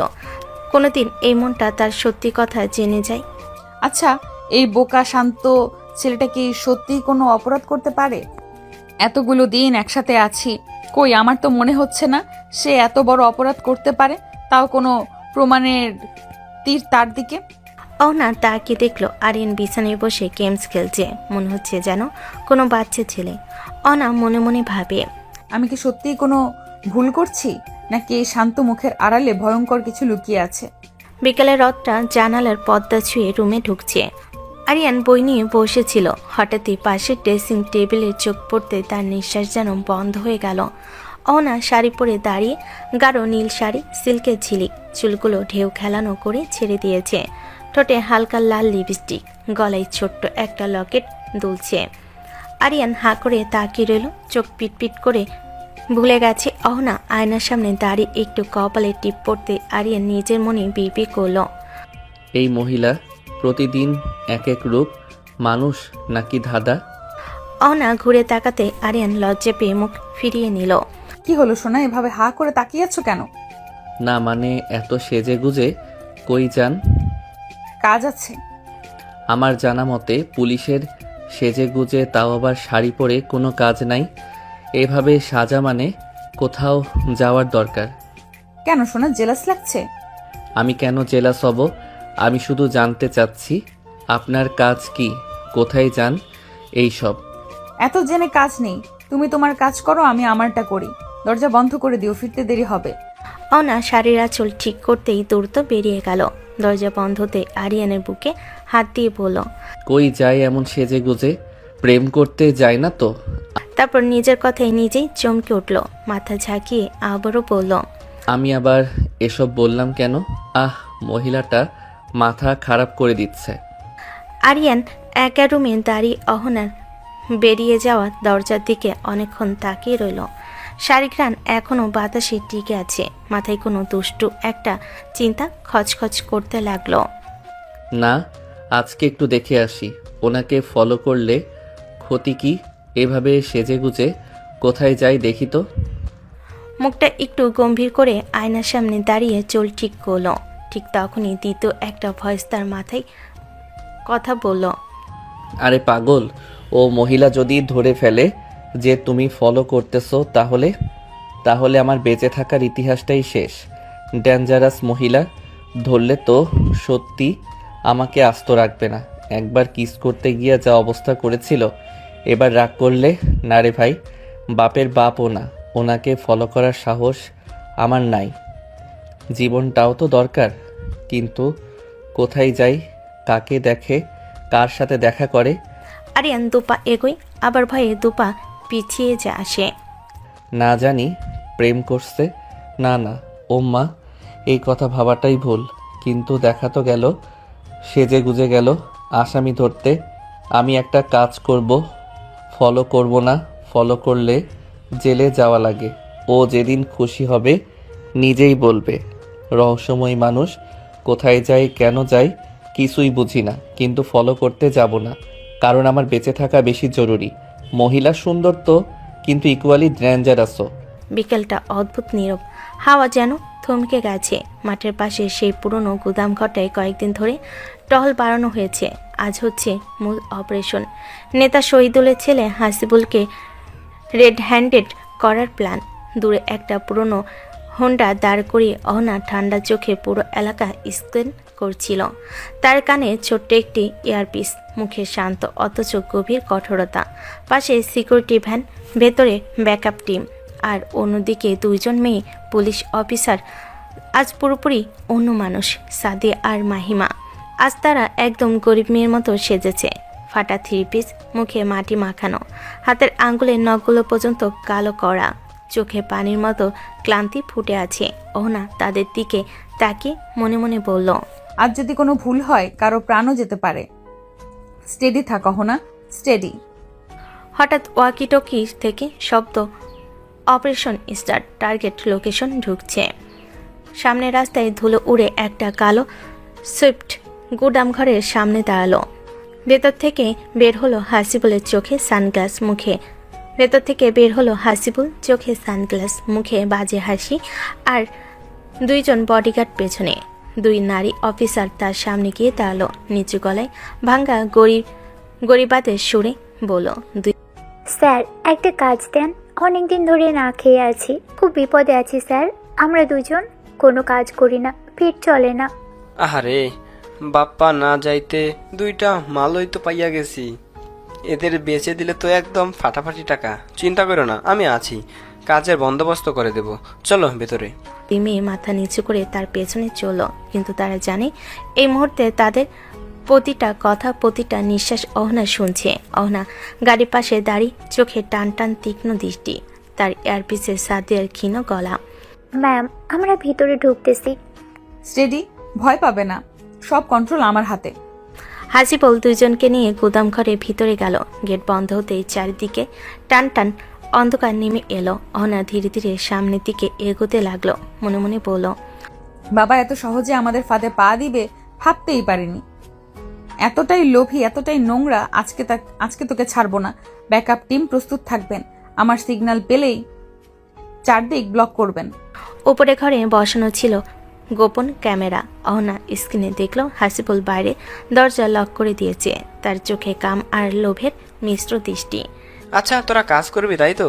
কিরে, ভয় পাস না, আমি তোদের ভালো রেটেই বেচে দিব, মানে কাজ দিব। স্যার, কাজটা কি? আগে ভিতরে আয়, তারপর সব বুঝবি। বাইরের লোক জানলে সমস্যা। সারা মনিটর কাঁপিয়ে উঠল। অহনার দু চোখে তীব্র আগুন জ্বলে উঠল। মনে মনে ফিসফিস করে বলল, ঠিক আছে, আর কয়েক সেকেন্ড, তারপর তুই শেষ। সার্জেন্ট ব্লক প্রস্তুত, আমার কাউন্টডাউন ধরুন। 3, 2, 1। ঠিক সেই মুহূর্তেই গুদামের ভিতর থেকে সাদিয়ার কণ্ঠ, বডি ম্যাম এখনই। হাত তুলো, নড়বে না কেউ। পুলিশ চারদিক ঘেরাও করা হয়েছে। গার্ডটার বন্দুক তুলতেই 2 পুলিশ অফিসার 1 সেকেন্ডে নিজেদের পরিচয় ফাঁস করে অস্ত্র বের করলো। গুদাম কেঁপে উঠল চিৎকার আর দৌড়াদৌড়িতে। হাসিবুল হতভম্ব, জিভ শুকিয়ে গিয়েছে। অহনা বন্দুক তাক করে এগিয়ে গিয়ে বলল, তোমার বাবার দাপট এখানে চলবে না। তুই ধরা পড়ে গিয়েছিস একদম ফ্ল্যাগ্যান্ট ডেলিভারিতে। তারপর হাত করা ঝনঝন করে হাসিবুলের কবজিতে বন্ধ হয়ে গেল। খুব শখ ছিল না 2টা মাল বেচে টাকা কামানোর? আজ মাল নয়, তুই জেলে পচবি। হাসিবুল চিৎকার করতে লাগলো, কিন্তু বাইরে ব্যাকআপ টিম ইতিমধ্যে সব নিয়ন্ত্রণে নিয়ে নিয়েছে। অহনা সাদিয়া মাহিমকে দেখে মৃত মাথা নেড়ে পড়ল। গুড জব, অপারেশন সফল। তারপর মনের ভেতর চাপা তৃপ্তির হাসি। শেষমেশ বাঘের সামনে গরু নিজেই এসে দাঁড়িয়েছে। রাতের অন্ধকার ঘরকে আরো উজ্জ্বল করে তুলছিল অহনার হাসি। সে ঘরে ঢুকে এসে একদম নতুন সাজে, হালকা মেকআপ আর শাড়ি পরে বসেছিল। আরিয়ান থমকে গেল, চোখ বড় করে তাকিয়ে বলল, কি ব্যাপার, এত খুশি কেন? আজকে আমার খুশির দিন, তাই। কেন, বিকেলে কি বয়ফ্রেন্ডের সঙ্গে দেখা করতে গিয়েছিলেন নাকি? সেজন্য এত খুশি? যা খুশি ভাবতে পারো। হঠাৎ করে আরিয়ানের রাগ চেপে উঠল। সে পা ফেলল অহনার দিকে, একদম কাছে এসে দাঁড়ালো। ঠোঁটের দিকে চোখ বুজে বলল, এত সব সাজ কার জন্য? তুমি তো আমার দিকে তাকিয়েও দেখো না।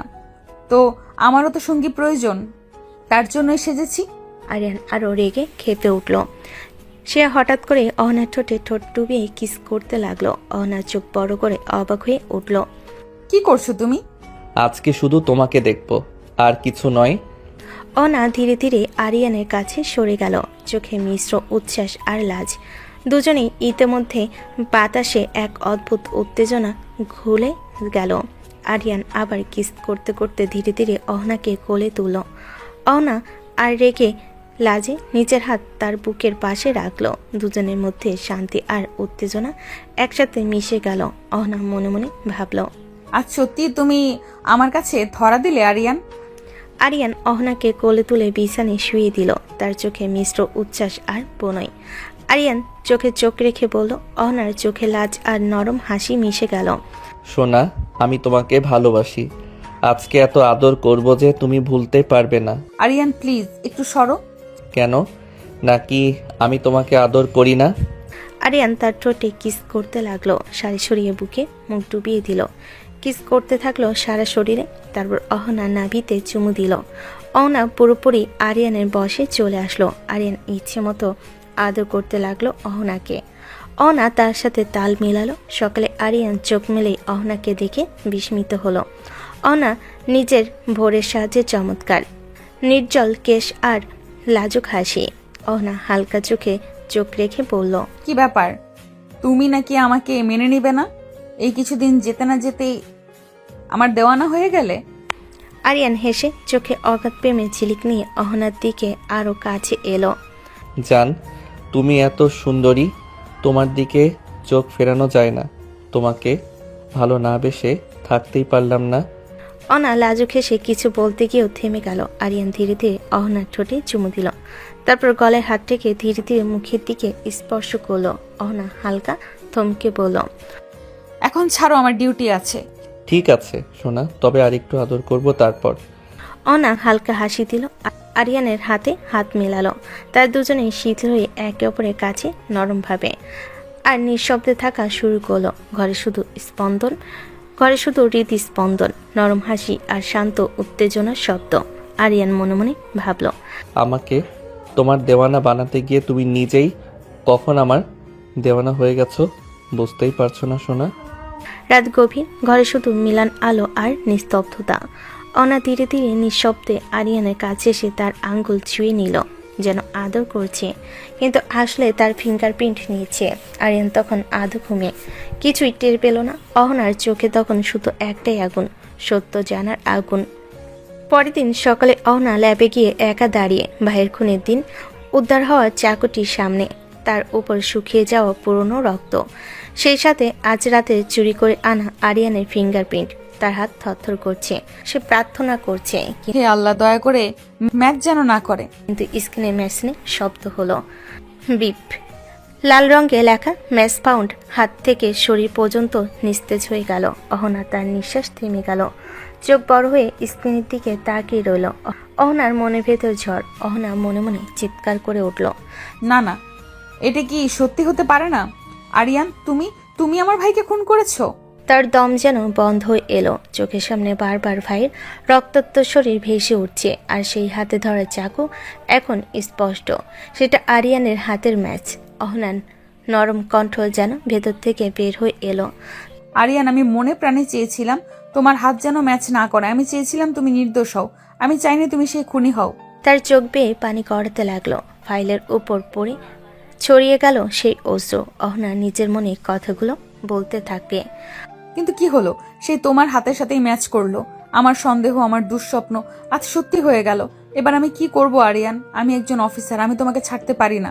আমার ভাইয়ের খুনের বিরুদ্ধে ব্যবস্থা নিতেই হবে। তোমাকে জেলে যেতেই হবে, তোমাকে শাস্তি দিতেই হবে। তুমি কেন করলে আরিয়ান? কেন আমার ভাইকে খুন করলে? অনার চোখে শুধু শূন্যতা। অফিসের বড় চেয়ারে বসে সে দেওয়ালের দিকে তাকিয়ে রইল। চোখের পানি থামছে না, বুকে ব্যথা থামছে না, হাত কাঁপছে। একদিকে ভাইয়ের মৃত্যু, অন্যদিকে সেই আরিয়ান, যাকে সে ধীরে ধীরে মনে গভীরে স্বীকার করে ফেলেছিল। সবকিছু ভেঙে গেল এক মুহূর্তে।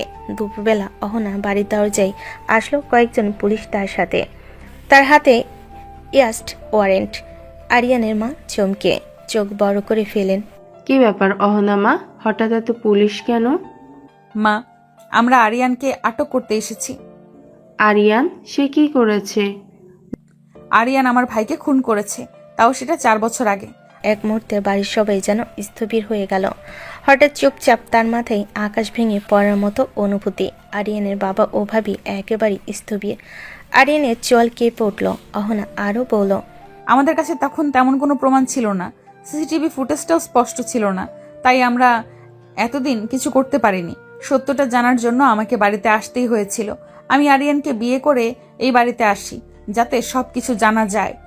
আজ আমি নিশ্চিত প্রমাণ পেয়েছি যে খুনটা আরিয়ানের হাতেই হয়েছে। বাড়ির সবাই হতবাক, কেউ কিছু বলতে পারছে না। আরিয়ানের মা চিৎকার করে ফেলেন, না না, এটা কি বলছো অহনা?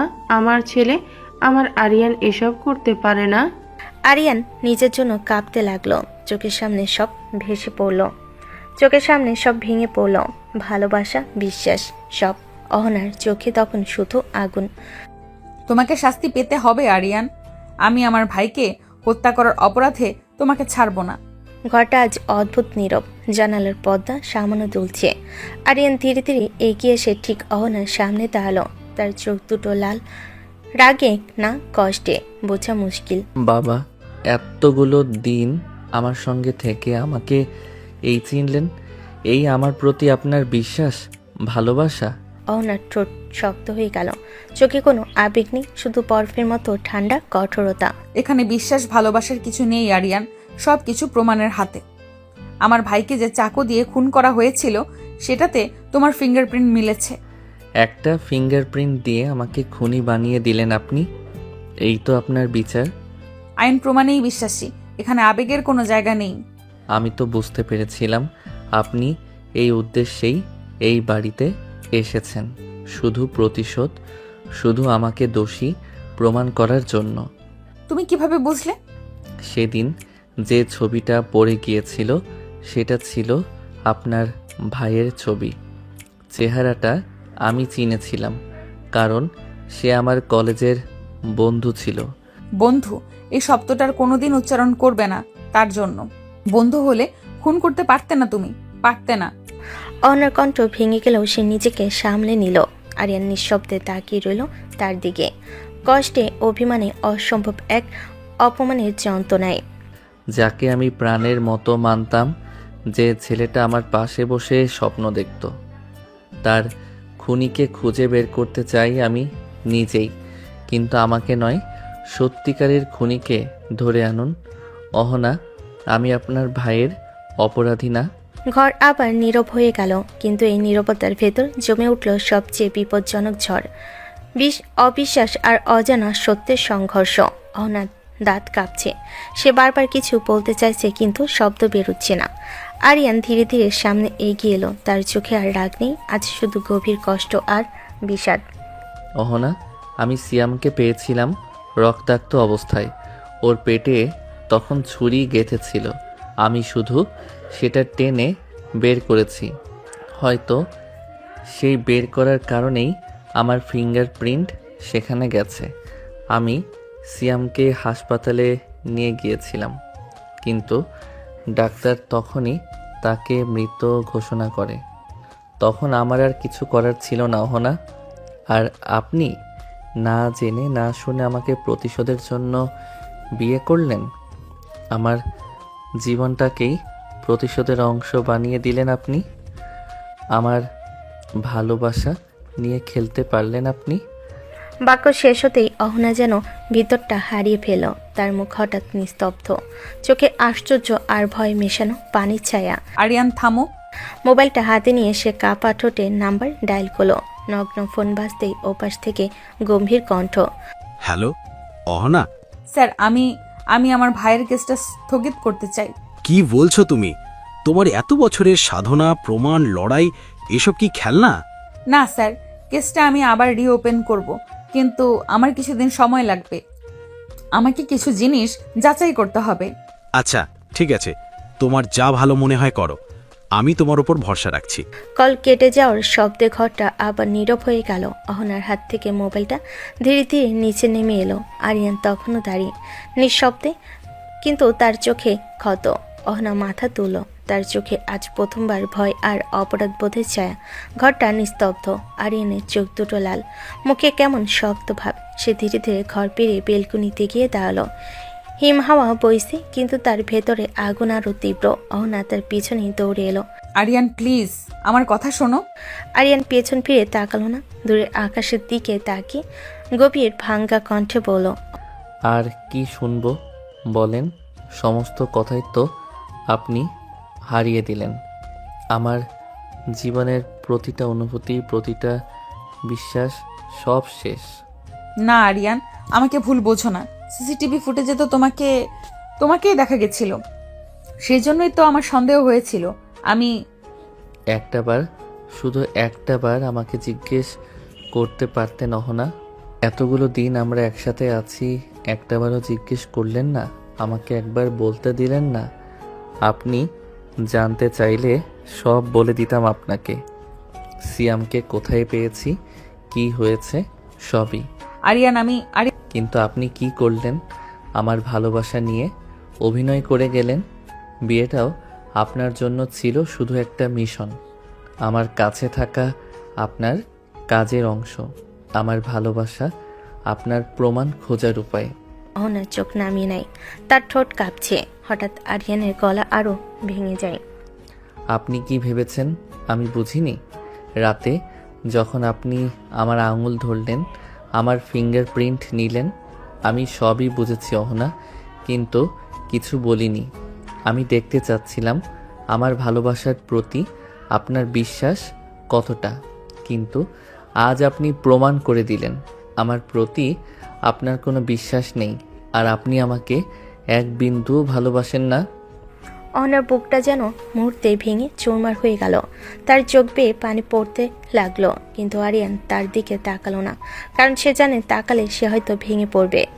বেলকুনির বাতাসে দাঁড়িয়ে দুজনের মাঝে আজ প্রথমবার দাঁড়িয়ে রইল একটা বিশাল দূরত্ব, যা হয়তো আর কোনোভাবেই পূরণ করা যাবে না। রাতের আকাশে ঝড় ওঠার মতো অস্থিরতা। আরিয়ান দ্রুত পায়ে হেঁটে রুম থেকে বেরিয়ে গেল, চোখে রাগ, কষ্ট, অপমান সব একসাথে মিশ্রিত। অহনা তার পিছনে দৌড়াতে দৌড়াতে ডেকে উঠল, আরিয়ান থামো প্লিজ, আমার কথা শোনো। আরিয়ান একবারও পিছনে তাকালো না, সিঁড়ি ধাপ নামতে নামতে ঠান্ডা গলেই বলল, আমাকে একা থাকতে দিন, আর কোনো কথা শোনার ক্ষমতা নেই আমার। অহনা আবারও এগিয়ে এসে হাত ধরতে চাইলে সে হাত সরিয়ে নিল। প্লিজ অহনা, আমাকে আটকাবেন না আজকে, না। এই না শব্দটা অহনার হৃদয়ে ছুরি হয়ে বিঁধল। আরিয়ান দরজাটা একটু জোরে টেনে খুলে বাইরে বেরিয়ে গেল। রাতের বাতাসে তার গায়ের শার্টটা হালকা উঠছে, কিন্তু পেছনে দাঁড়ানো অহনার বুক ভেঙে যাচ্ছে। দরজাটা বন্ধ হতে অহনা ধপ করে সোফায় বসে পড়ল। তার বুকের ভেতর যেন কেউ মুঠি করে ক্রমাগত পিষে দিচ্ছে। শ্বাস বন্ধ হয়ে আসছে। হঠাৎ সে নিজের মুখ চেপে ধরে ফিসফিস করে উঠল। আমি কি করলাম? চোখে পানি গড়িয়ে পড়ল গাল বেয়ে। ঘরটা ফাঁকা, চারপাশে আরিয়ানের হাসির শব্দ নেই, মজার খুনছুটি নেই, শুধু নিস্তব্ধতা আর অনুশোচনা। অনা মাথা নিচু করে ঘরের মধ্যে হাঁটতে হাঁটতে নিজেদের কথাগুলো মনে করতে লাগলো। তার মনে পড়ে আরিয়ানের ভাঙ্গা গলা, তার রাগী চোখের গভীর লুকানো যন্ত্রণা, আর শেষ বাক্যটা, আপনি আমাকে এক বিন্দু ভালোবাসেন না। অহনার হৃদয় হঠাৎ কেঁপে উঠল। সে দুহাত মাথায় রেখে হাঁটু মোড়ে মেঝেতে বসে পড়ল। না না আরিয়ান, আমি তো বারবারই মনে মনে বলেছি তোমার মতো মানুষ এমন কাজ করতে পারে না। তাহলে আমি কেন তোমাকে বিশ্বাস করলাম না? চোখের জল থামতেই চাইছে না। দূরে বারান্দায় বাতাসের শব্দ শোনা যায়, কিন্তু অহনা শুনতে পাচ্ছে শুধু নিজের কান্না। সে ফিসফিস করে বলল, তোমাকে এতটা কষ্ট দিলাম, তোমার জীবনে আমার জায়গায় শুধু বিশ্বাস চেয়েছিলে, আর আমি কি করলাম? তোমার বুকে ভরসা রেখে দাঁড়ানোর বদলে তোমাকেই সন্দেহ করলাম। আরিয়ান, তুমি কি কখনো আমাকে ক্ষমা করবে, নাকি চিরদিনের জন্য হারিয়ে ফেললাম তোমাকে? সোফায় মাথা রেখে সে ভেঙে পড়ল। তার কান্নার শব্দ নরম হলো অভিমান, অপরাধবোধ আর ভালোবাসায় ভরা। ঘর জুড়ে নরম আলো, টেবিলের উপর থাকা মিষ্টির বাক্সটা যেন আজ ব্যঙ্গ করছে। সকালে যে আনন্দে ছিল, রাতে তা নেই।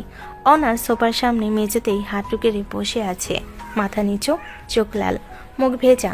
তার কান্না হালকা শব্দ চারিদিকে ছড়িয়ে আছে। এমন সময় ধীর পা ফেলে আরিয়ানের মা এগিয়ে এলেন, তার মুখেও দুশ্চিন্তার ছাপ।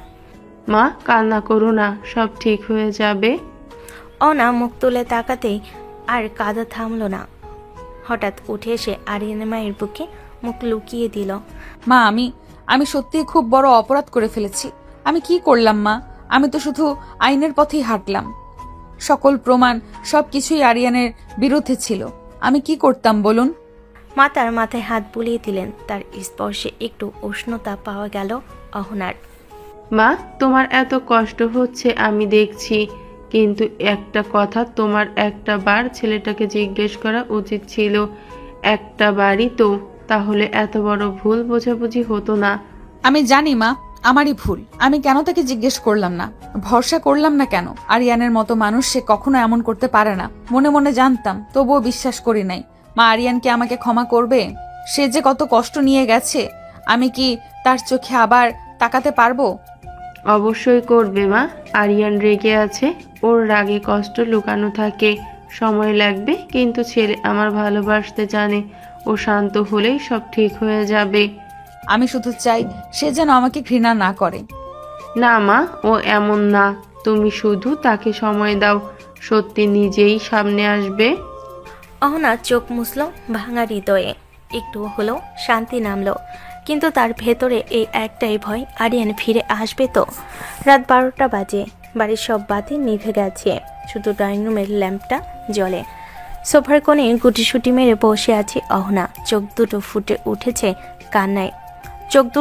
উঠেছে কান্নায়। কতবার ফোন হাতে নিয়েছে, আবার রেখে দিয়েছে। দরজার উপরে তাকিয়ে আছে, যেন অপেক্ষায় প্রাণটা উতলা হয়ে যাচ্ছে। এমন সময় ঠক ঠক আওয়াজে দরজার কপাট নরম শব্দ করে ভেতরে ঢুকলো আরিয়ান। মুখটা ক্লান্ত, চোখের আগের দাগ এখনো আছে, কিন্তু তবুও ওকে দেখার সঙ্গে সঙ্গে অহনার বুক হালকা হয়ে গেল। 1 সেকেন্ডও দেরি না করে অহনা ছুটে গিয়ে তাকে শক্ত করে জড়িয়ে ধরল। কোথায় ছিলে তুমি এতক্ষণ? আমি চিন্তায় পাগল হয়ে যাচ্ছিলাম আরিয়ান। আরিয়ান একটু অবাক হয়ে হাত তুলো, কিন্তু জড়িয়ে ধরল না, শুধু দাঁড়িয়ে রইল স্থির। এত চিন্তা কিসের? আমি ভেবেছিলাম তুমি হয়তো আর ফিরবে না। তুমি যদি চলে যাও, আমি কি নিয়ে বাঁচবো বলো? বাঁচবে না কেন? তুমি তো আমাকে ভালোবাসোই না। কে বলেছে আমি তোমাকে ভালোবাসি না? আমি তোমাকে অনেক অনেক ভালোবাসি সোনা। ভালোবাসলে অবিশ্বাস করতে না। আমাকে একবারও জিজ্ঞেস করনি তুমি, একবারও না। ক্ষমা করে দাও আমাকে আরিয়ান, আমি সত্যিই বুঝতে পারিনি। আমি চেয়েছিলাম তোমার ফিঙ্গারপ্রিন্ট ম্যাচ করলে সব শেষ। তোমার প্রমাণ তো আমার চেয়ে বড় হয়ে গেল, তাই না? না না, তা না।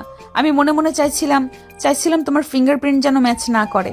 আমি প্রার্থনা করছিলাম সোনা, যেন তুমি নির্দোষ হও, কিন্তু ম্যাচ হয়ে গেল। আমার মাথা কাজ করেনি। আমি কি করতাম বলো তো? আইন আমার হাত বাধা রেখেছিল। আমি ভয় পেয়েছিলাম, সত্যি ভয় পেয়েছিলাম। আরিয়ান নিঃশ্বাস পেল, রাগ একটু নরম হলো। চোখের গভীরতায় কষ্টের নরম ছায়া দেখা গেল। ধীরে হাত বাড়িয়ে অহনার চোখের পানি মুছে দিল।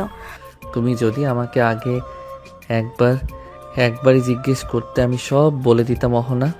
আমি ভুল করেছি, অনেক বড় ভুল। আমি তোমাকে হারাতে চাই না আরিয়ান। চোখের পানি গড়িয়ে পড়ছে।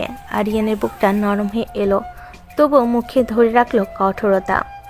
এই ভুলটা আর যেন না হয়, কখনো না। আর হবে না। আমি তোমাকে আর কখনো অবিশ্বাস করব না। প্লিজ আমাকে ছেড়ে যেও না।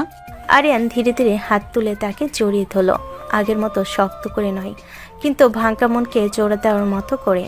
আমি কোথাও যাব না, শুধু চাই তুমি আমাকে বিশ্বাস করো। অহনা চোখ বন্ধ করে নিঃশ্বাস ফেল। মনে হলো পৃথিবীর সবচেয়ে বড় বোঝা নামলো তার কাঁধ থেকে। সন্ধ্যার আলোটা ঘর জুড়ে নরম ছায়া ফেলে রেখেছে। আরিয়ান বইয়ের উপর ঝুঁকে কিছু লিখছিল। হঠাৎ দরজা হালকা শব্দে সে মাথা তুলল, আর তারপর এক মুহূর্তে নিঃশ্বাস নিতে ভুলে গেল। দরজায় দাঁড়িয়ে আছে অহনা। গাঢ় রঙের শাড়িতে সেজে উঠেছে সে, চুলগুলো খোলা, চোখে কাজল, ঠোঁটে হালকা লাল আভা। আরিয়ান হতবাক হয়ে কয়েক সেকেন্ড তাকিয়ে রইল। হঠাৎ এভাবে সাজলে কেন অহনা? অহনা ধীরে ধীরে কাছে এগিয়ে এলো, তার চোখে লজ্জা, অপরাধবোধ আর অদ্ভুত এক কোমলতা। কারণ আমি চাই তুমি আজ আমাকে সত্যি করে অনুভব করো। আমি চাই তোমার মন থেকে ভালোবাসা পাই আরিয়ান। অহনা, তুমি কি এটা চাও? হ্যাঁ, আমি তোমাকে আর দূরে ঠেলতে চাই না। অনেক ভুল করেছি, তোমাকে আঘাত দিয়েছি। আজ তোমার কাছ থেকে আদর চাই, মন থেকে। এই মুহূর্তে আরিয়ান আর নিজেকে সামলাতে পারল না। সে দুহাতে অহনাকে কোলে তুলে নিল। অহনার গালে লাজে টুকটুক লাল আভা। আরিয়ান নামাও, কেউ দেখে ফেলে দরজা আটকে নাও। আজ কেউ দেখুক বা না দেখুক, আমি শুধু তোমাকেই দেখতে চাই। সে অহনাকে নিয়ে ধীরে ধীরে বিছানায় বসলো। তারপর এক হাত দিয়ে অহনার মুখ তুলে ধরে নরমভাবে ঠোঁটে চুমু দিল, খুব কোমল, খুব ধীরে, যেন সেই চুমুতেই তার সব অভিমান গলে যাচ্ছে। অহনার চোখ বুজে নিল, খোপা আলগা হয়ে কাঁধে নেমে এলো। আরিয়ান তার গলায় মুখ ডুবিয়ে ফিসফিস করে। জানো অহনা, তোমাকে ভালোবাসা আমার অভ্যাস না, এটা আমার শ্বাস। আরিয়ান, আর কখনো তোমাকে ভুল বুঝবো না। আমাকে ধরে রাখো প্লিজ। সব সময়। এবার থেকে তুমি আমার, আর শুধু আমারই। ঘরটা ধীরে ধীরে শান্ত, উষ্ণ ভালোবাসায় ভরে উঠল। আরিয়ান অহনাকে আদরে আদরে ভরিয়ে দিতে লাগলো। অহনাও তার মনের সব ব্যথা ভুলে আরিয়ানকে ভালোবাসতে লাগলো। তাদের ভালোবাসার পূর্ণতা পেল। ভালো থাকুক।